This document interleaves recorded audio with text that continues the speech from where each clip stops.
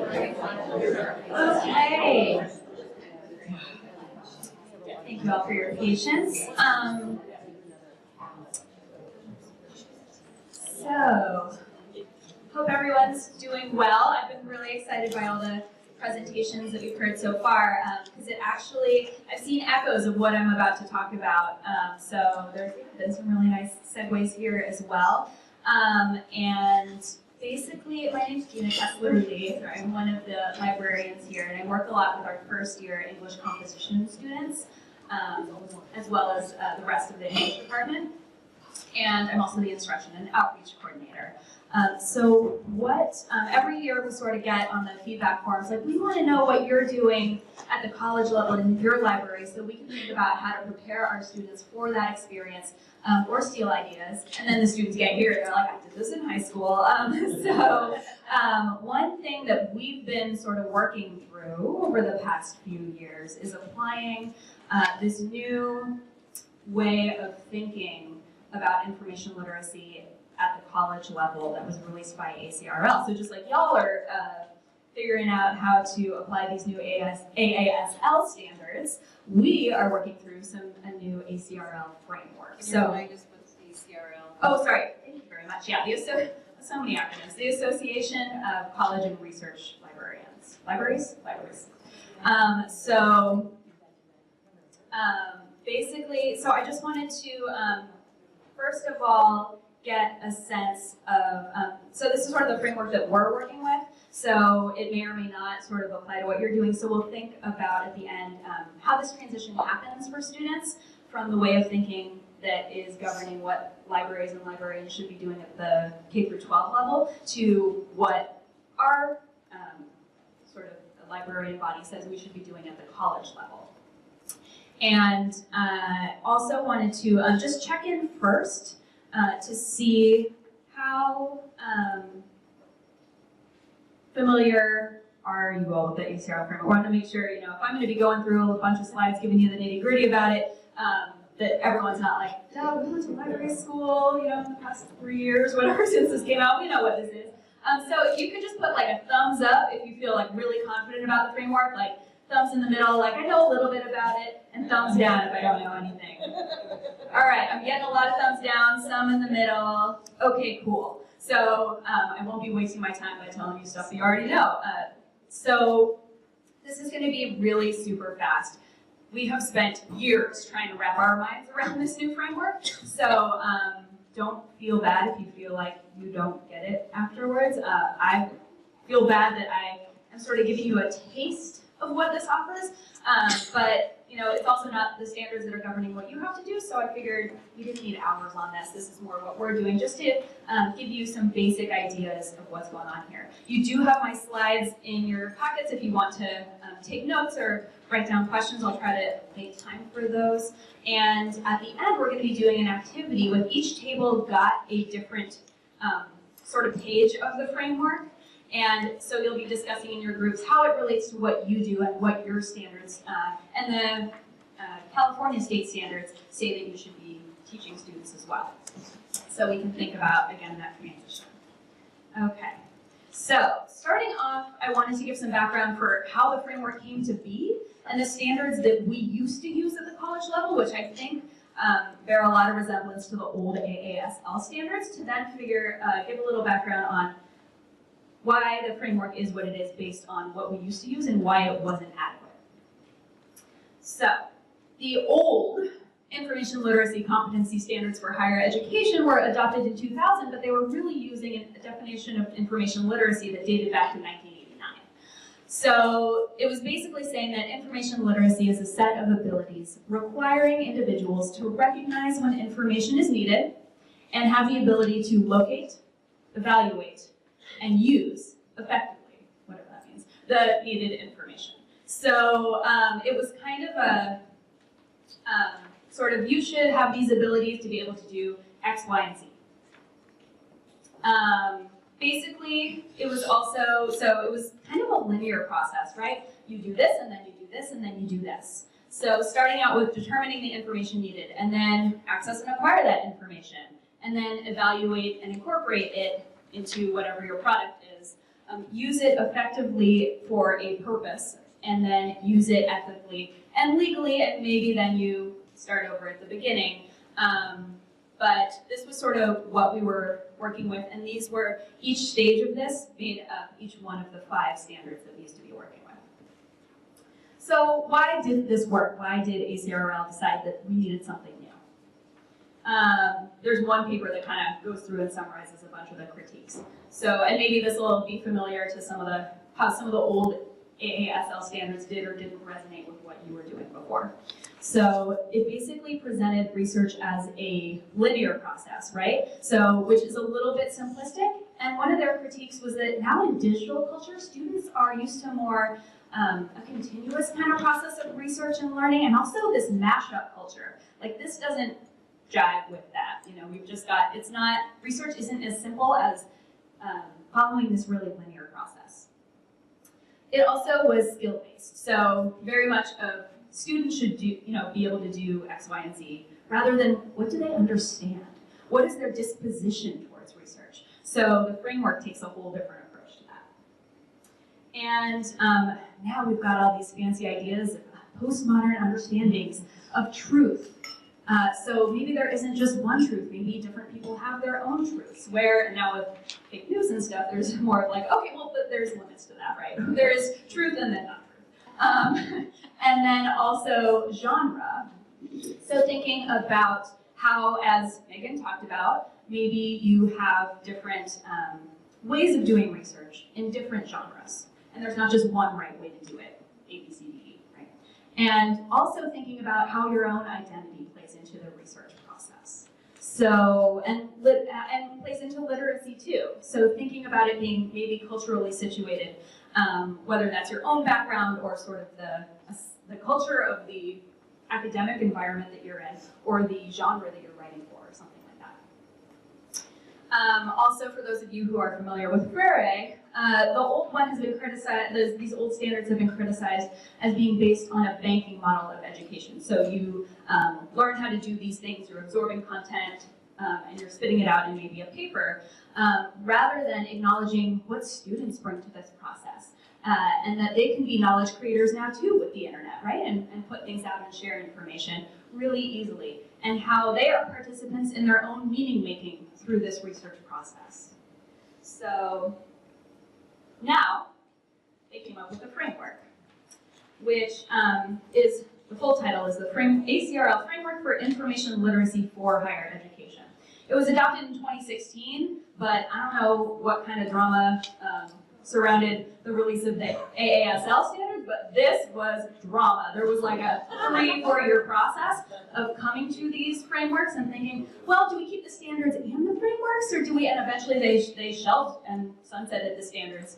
And there was uproar because all of us have created all these materials and standards and all of that based on the standards. And actually here at St. Mary's, our information literacy learning outcomes, or what we call information evaluation and research practices, are based on the old standards. So now we're working with how do we sort of like infuse the vibe of the framework into these old learning outcomes that we have based on the standards. So what's different about the framework, there's a few things, a lot of things. But basically, instead of it having this process, it is a cluster of interconnected core concepts, which we call frames, so that make up the framework, with flexible options for implementation, rather than a set of standards or learning outcomes, or any prescriptive enumeration of skills. So I'll talk about some critiques of this in a minute, but it's basically, it's a lot more flexible, but a lot of people don't like that, because that means we have to adapt it to our own institutions and come up with our own learning outcomes based on the framework. It also presents a whole new definition of information literacy, which is, information literacy is the set of integrated abilities encompassing the reflective discovery of information, the understanding of how information is produced and valued, and the use of information in creating new knowledge and participating ethically in communities of learning. So it's super wordy. That's another critique of the framework I forgot to list on there. And a lot of people are like, whoa, how do I explain this to my faculty or or our students? It's not just 5 steps. So, but it also acknowledges this sort of reflection piece of this, and also how understanding and not just doing is a part of this, and also values and students' role in creating new knowledge, and again, that sort of ethical participation and community rather than just you're writing a paper or doing something like that. So, quick introduction to how the framework works. So, this page that each of you have on your table is one of the frames. There are 6 of them. And these are based on threshold concepts, and I'll say more about what that means in a sec.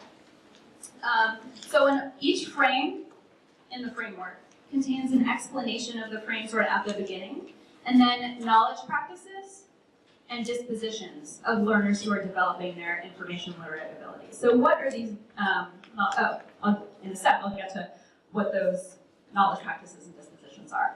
But so basically now this is sort of what we're looking at. Instead of like a just one-way cycle, there's all these different things that are fitting together. So these are the 6 frames. Authority is constructed and contextual. And that goes back to, I think there was something that Megan was mentioning about research being contextual and some other word that I forgot to write down. But basically, thinking about authority, there isn't just one kind of authority. The authority that you use to maybe make a medical decision for yourself, going to WebMD might be good enough, and then talking to your doctor, versus what kind of, if you're writing a paper on immune responses or something like that for a biology class, the kinds of papers that work for that and that support that kind of research are going to be very different, or the kinds of authority that might be acceptable in a first-year composition class might be different from once you get into the disciplines and genres. There might be a different idea of suddenly you can't use newspaper articles even if they're very well reported anymore. This isn't the kind of authority that we work with in this discipline. So it depends on the context, and it's also socially constructed. So what is it about our society's values or biases that might go into that as well? Information creation as a process. So this used to be called format as a process in an earlier draft, and it basically gets at the idea that the end product of something, what it looks like, reflects something about how it was created, and understanding that process of how information gets created helps you understand kind of the authority of it too. Information has value. So this is a lot about like the plagiarism and copyright and stuff like that, but also sort of who has, the information costs money a lot of times, and how does, thinking about who has access to it versus those who don't. Research as inquiry, so thinking about research not just as like, here's what I want to prove, and I'm gonna like find these things, but thinking about how your questions and how you're making meaning of your understanding of this as you go through the research process. Scholarship as a conversation, which I know Megan talked about a lot too. So how do you fit into this conversation as well? Understanding that when someone cites someone else, it's because they're kind of responding just like we do in class when you say, hey, well, my classmate said this, and I want to piggyback on that by adding blah, blah, blah. That's the same kind of thing that's happening in writing here. And searching as strategic exploration. So coming up with search strategies, but also being open to exploring. That there isn't, understanding that it's not a linear process. So here they are in text too, just so they printed a little nicer. I know their slides are kind of small. So these threshold concepts, each of those 6 things that I just presented are basically come from this idea of threshold concepts in education. Are any of you familiar? Is this something that you talk about, threshold concepts at all, or kind of a little bit? Different name. Oh, different name. Understanding by design uses the big ideas, but it sounds very similar. Okay, all right, similar to big ideas. Yeah. So the idea of this threshold thing in particular is that like you have to step through this threshold. This has to be something that makes sense to you, that you get about a discipline in order to really make meaning of it and to add new knowledge about it. So before you can get the content of history, you you need to understand what kinds of questions do historians ask, and what kinds of methods do they use to answer them, right? So thinking about, and also how it changes you. So these threshold concepts, once you know that there's a way of doing things in psychology and a way of understanding how people work, then that sort of might change you and how you see the world and how you do research in this discipline as well. So there are some quibbles with the idea of threshold concepts, but it is kind of a foundational idea behind the framework. And so it's basically thinking those 6 principles are the 6 things that ACRL, this committee that put the task force that put together the framework, thought you need to understand these things in order to understand information, or be information literate, or be on a journey towards information literacy. Things like authority is constructed and contextual is sort of a base thing that you need to get before you can do anything else. So knowledge practices are one of the sort of categories of things that they have on each of these frames. And what's interesting is they kind of look like things that people should be able to do, like learning outcomes, but they're actually demonstration of ways, not in which learners can prove that they've done the thing, but that they're still working on increasing their understanding of these informational literacy concepts. So acknowledging that it's not something, a box that you check, that this is a continual journey that we're all working on over a lifetime. And then dispositions, so ways in which to address the affective, attitudinal, or valuing dimension of learning. So the framework actually understands that you need to be like in the right mindset and have the right attitude, and maybe have an open mind, or that this emotional sort of way of being has a real effect on how you do research and how you become information literate. So I think that's a really interesting addition to the framework. All right, this is what we're working with, but there are some critiques. Nothing's perfect, right? So some people say it's too impractical, it's too difficult to assess, it's too wishy-washy, right? And there's some really inaccessible language in there. And so some people say the framework is all about recognizing what communities are left out of this conversation. Well, we feel left out. Like we as community college librarians, or whatever, just people working in different kinds of environments, either say my staff are not going to understand this, which maybe I think is not giving them enough credit, or my faculty aren't going to understand this, or it's going to take too long to explain this, or how do I work this language into learning outcomes that make sense to my students too. It is very, so some people wanted, it's pretty radical departure from what we were working with before, but some people say it's not radical enough. It teaches students to, here's what you have to do to participate in academia. You have to recognize the shortcomings, but ultimately the goal is that you are going to be participating in academia.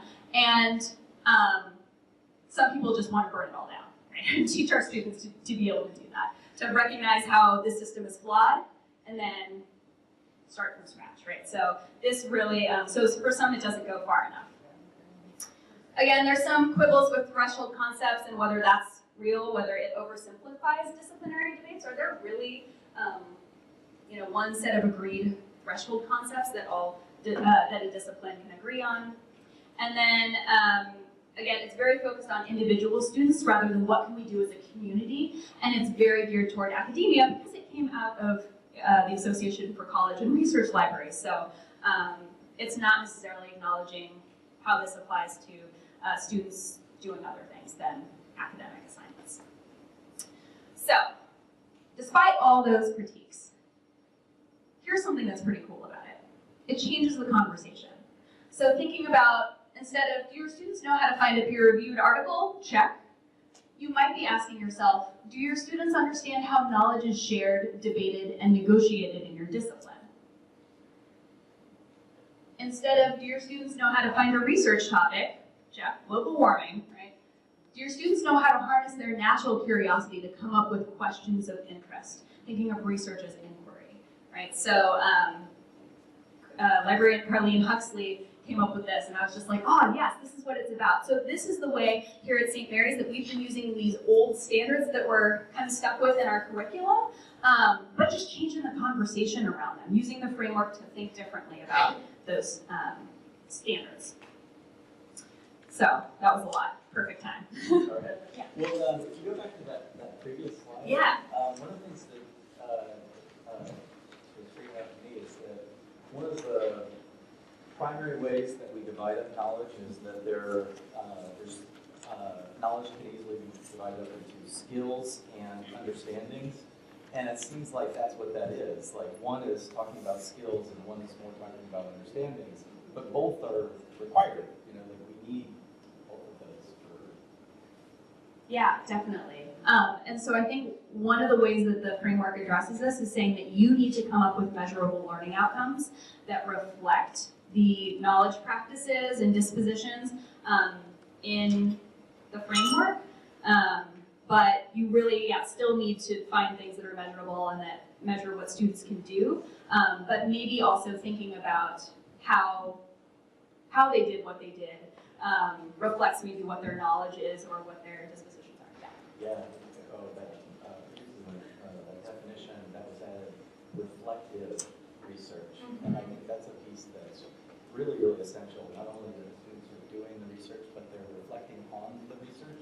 And they can articulate that process to someone else and say, when I was learning about bioethics, this was what I did. This was my process. And I think that helps you become a better researcher.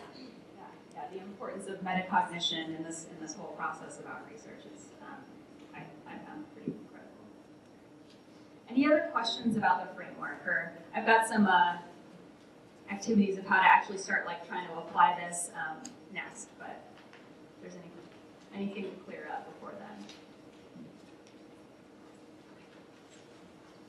So, for the next few minutes, so each table has one, everyone at your table has the same frame, but each table has a different frame. So, since we conveniently have 6 tables here today, each table has copies of one of the 6 frames. So go ahead and it's kind of dense, so don't worry about getting all of the introduction or whatever, but skim it, look out for keywords, feel free to annotate it or whatever you need to do to understand it. Read through it, and then, so we'll take 5 minutes to do that with the goal of discussing at your table, what does good look like according to the Common Core California state standards or the AASL standards if you're still working through that and if you happen to have it memorized,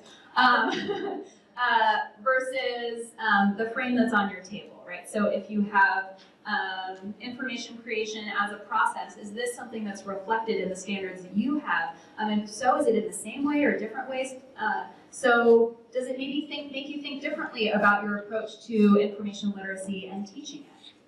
Which knowledge practices seem most relevant to your students? What activities could develop your students' abilities and understandings of these knowledge practices? And how can you help college-bound students transition from learning under the Common Core approach or AASL approach to institutions that, like us, that are going to be working with sort of this different framework? Like, how does this transition happen? So feel free. We'll take about 5 minutes, and then we'll tell you to start discussing. And feel free to attack any of these questions that are of interest to you. Sound good? Any other questions before we move on to the activity? Okay, thanks. So I had one question right off the bat that I thought might be good to address before we share out some of the things that you talked about.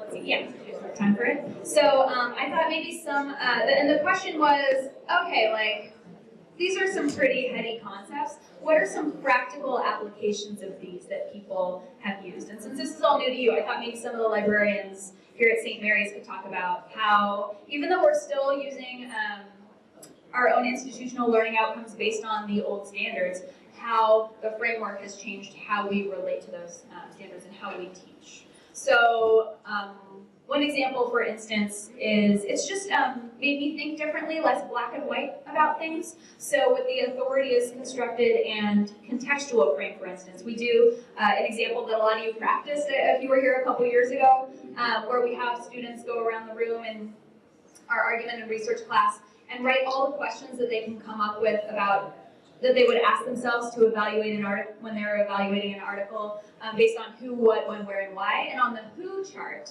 there's a lot of questions about, does this person have an advanced degree in this topic, or where I don't know, like when were, or in the when thing, like when were they born, or things like that. And so then I challenge them to think about, in what circumstances would having a PhD in this be useful?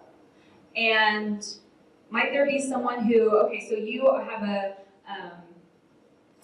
doctorate and focused on social movements, right, or something like that, and protest.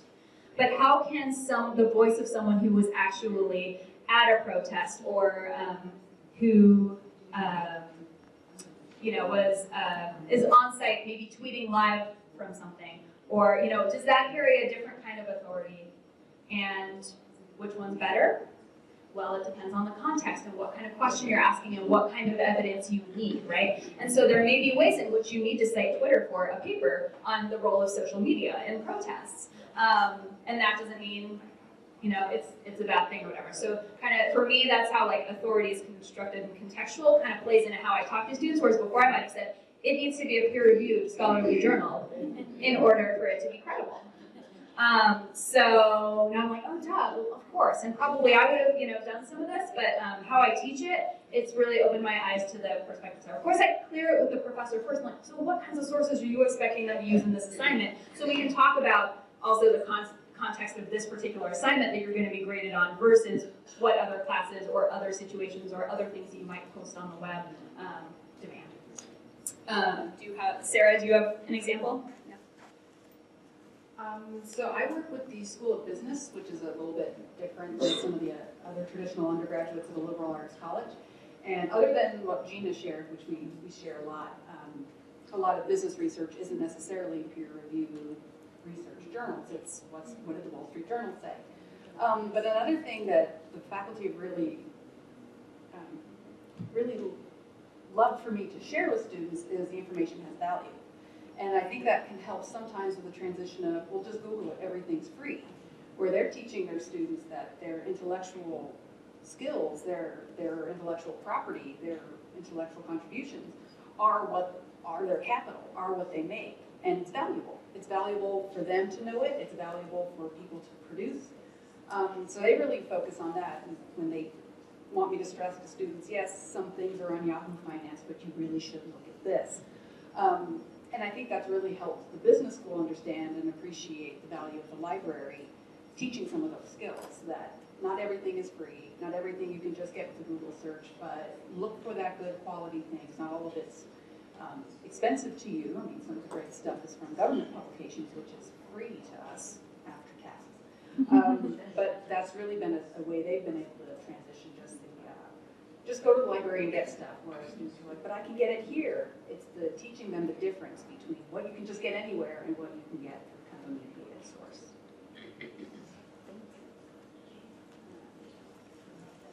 Patty, maybe you have an example of that? Okay, my brain's all over the place with this, but we had the scholarships conversation, which is really one of my favorite frames, because it sort of allowed me to stop, as Gina was saying, stop talking about, you have to listen to these people because they have PhDs in anthropology, but more to talk about how they're talking to each other. So when, even in the intro class, which is full of non-majors, as well as a tiny few majors, it gives me the opportunity to, like, if I'm talking about the list of references at the end of an article, I can say, what this represents is that all of these people are talking to each other. They're having a conversation, and I think that's really been nice to be able to plug into this idea that scholars are talking to each other, and that's what's happening.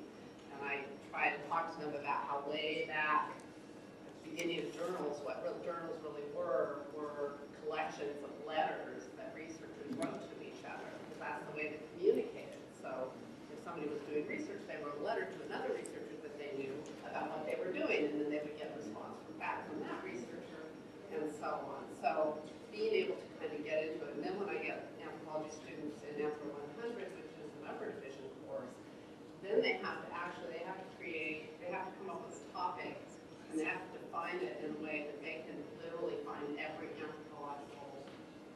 study that exists on that topic. So you can see they're going to have to be very careful about how they select their topic. And in the end, the faculty member usually gives up and says, well, I at least want 30 or 40 things. So it's a big, big project, but that's an opportunity. It's really a literature review where they become participants in that conversation.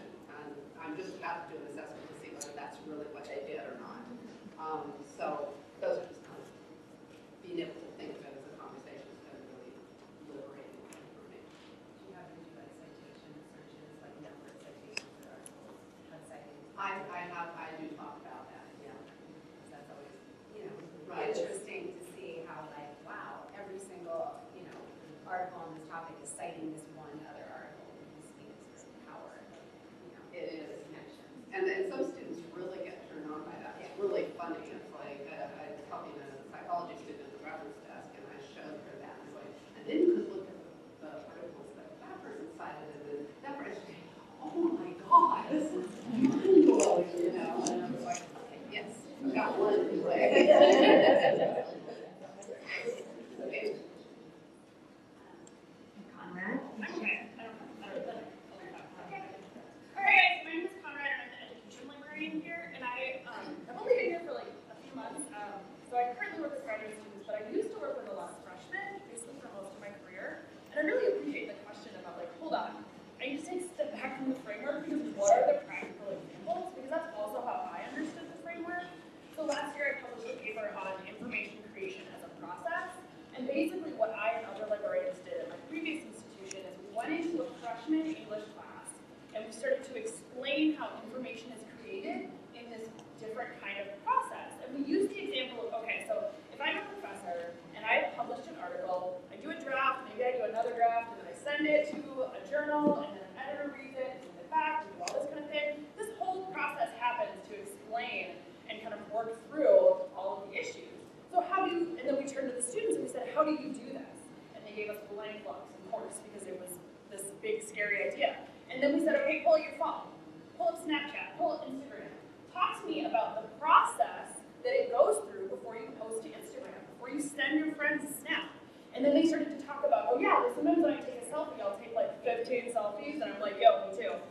And then I put a filter on it because I want to look cute. And then I add a caption to tell people where I am. And then I add the location. And that is the process that you go through in order to create this information and create this format and this thing.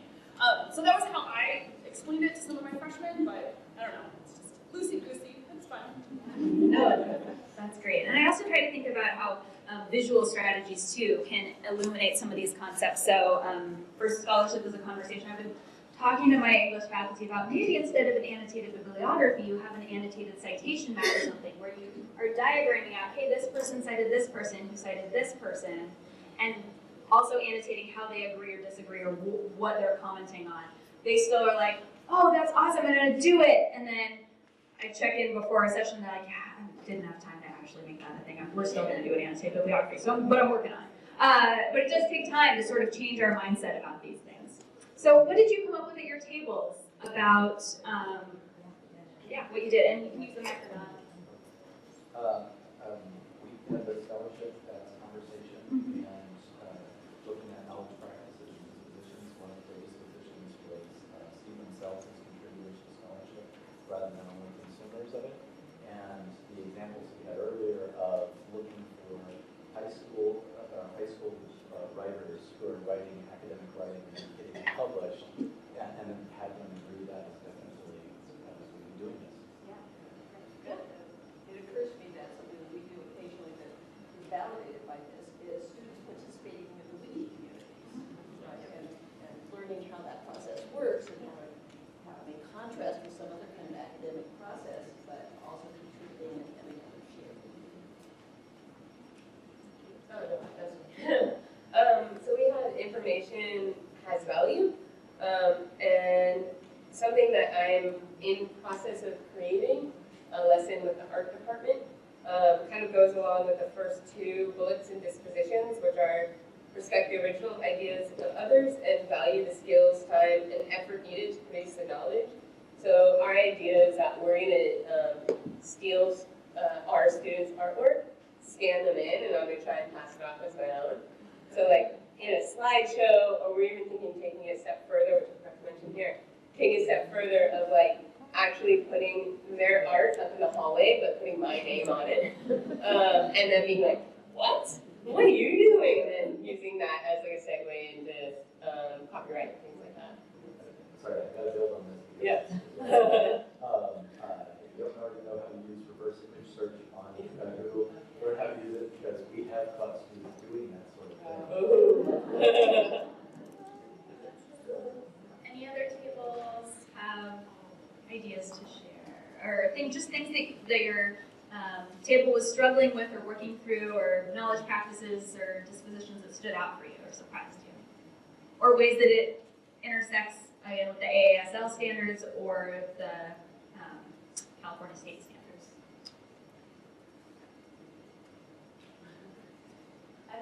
Ours is research is inquiry, and something that I was working with this year, and I'm kind of very new to it, but I'm super curious about, is this organization out of Boston that's called the Right Question Institute, and they have this method called the question formulation technique. I love that. It's so cool, and so I've been really excited about it. I did one PD for our district on it, and I got an English teacher really excited, and the email I got after said that was the best class I've had with seniors about Hamlet. And the idea is this helping students figure out how to ask their own questions. And that's it. And what you do with those questions is up to you as a teacher, whether you're doing a presentation or doing an experiment or what have you. And something that somebody said at our table door too, I think she was doing something similar, and you have an image or you have something that's going to encourage them to ask questions. And it's a prompt. It's not a prompt in that, like, I want you to answer this question. It's a question focus, so it's a statement, it's a picture, and it's getting them to then ask as many questions as they can, and then they go through this exercise of narrowing it down, understanding a closed question versus an open question, and kind of formulating some different ideas, and then they're landed on something that either individually or as a group or what have you. But it's been a really fun thing to kind of learn about because, again, there's new science standards, all want students to be able to ask their own questions. It's something that we're seeing over and over again. It's like how to get them to ask questions. And so many of our students are such great little soldiers. They just want you to do, what do I need to do? What can I check off? How can I make you give me that A? And that inquiry, that curiosity has been squashed over time. And finding ways that you can really get that back is like, it's the best time you'll have with students in the classroom. Is when their brains go like that. It's called the Right Question Institute. And there's a book that I can't remember what it's called. There's a website. There's all kinds of materials you can get online. RIGHT, Question Institute, and it's called the Question Formulation Technique, or TFT. So of course you can't, all these anagrams that education loves. But it's really, and it's simple, and it's really fun to kind of get teachers excited about it, or you can do it with teachers. If we're coming up with our school is working a lot around essential questions, kind of grade level essential questions and then subject essential questions.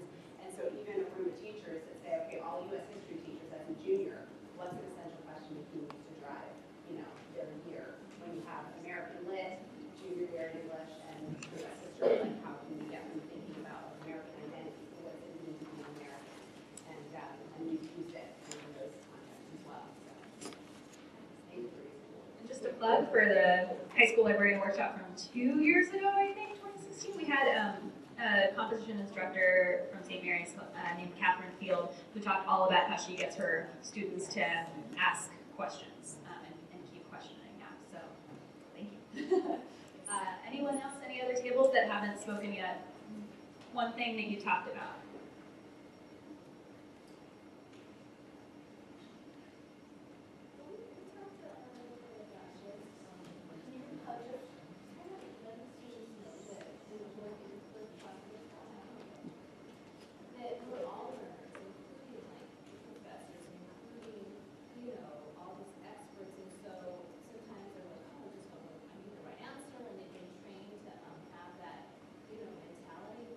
If they see us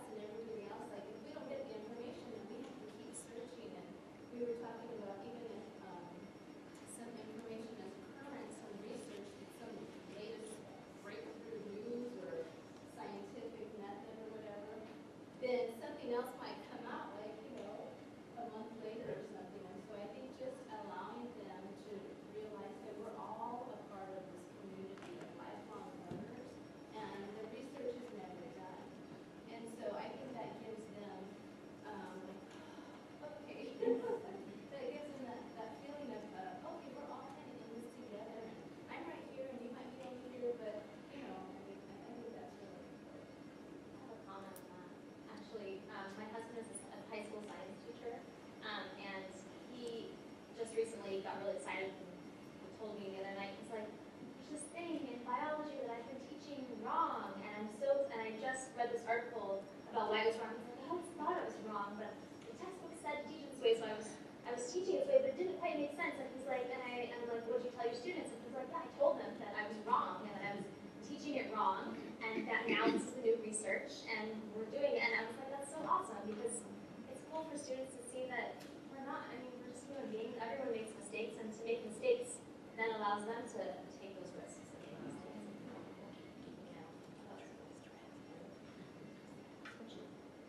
Any other variables that haven't spoken yet?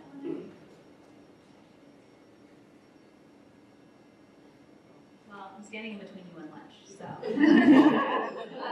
I think, yeah, feel free to continue talking about these things or others over lunch. And